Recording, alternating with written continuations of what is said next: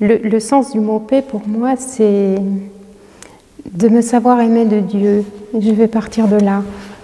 Je me sens en paix quand je me sens aimée de Dieu, que je me sens sous son regard. Je sais que je suis connue de lui.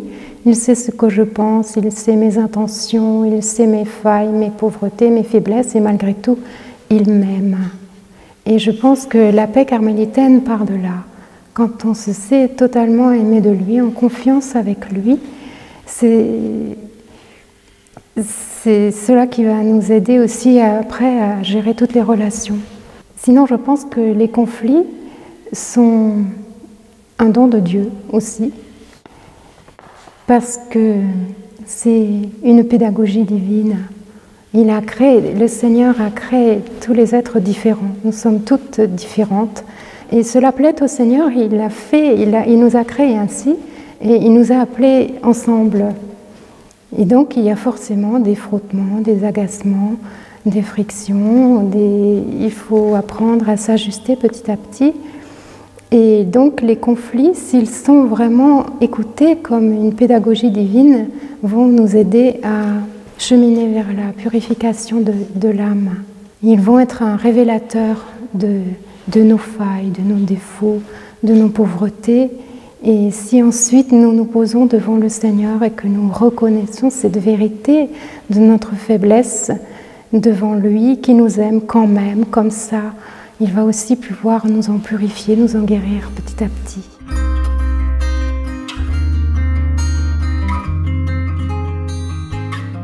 Alors j'ai cherché dans les écrits des saints, de Sainte Thérèse d'Avila plus spécialement, où vient le mot paix. Et elle parle de la paix au chemin de perfection dans les chapitres 30-31, là où elle parle de l'oraison de quiétude. Et la quiétude est un don de Dieu. Donc, quand on prie, on s'ouvre à Dieu, on cherche à vivre une communion avec lui, parfois il nous met dans un espèce de vide. Il va faire taire tout ce qui n'est pas lui et on va se sentir en communication avec lui, mais sans pouvoir vraiment dire qu'est-ce qui se passe. On sent qu'il y a un échange d'amour, qu'on est vraiment en sa présence. Et Thérèse d'Avila appelle ça l'oraison de quiétude. Et elle dit que la paix intérieure est donnée comme un fruit de cette oraison.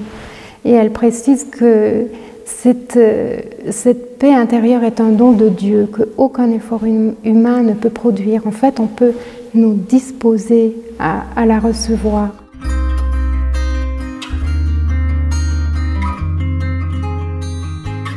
Nous cherchons le contact avec le Seigneur, soit oui, en méditant les écrits, soit en regardant une image du Christ, soit en répétant une prière lentement, en pensant fort à lui.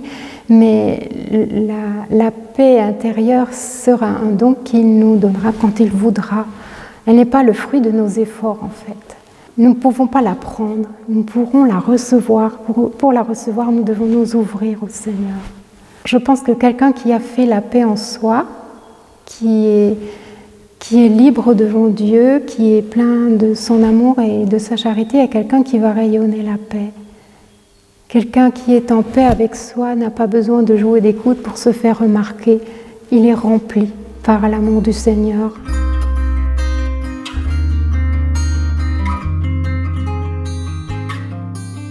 Nous cherchons le Seigneur.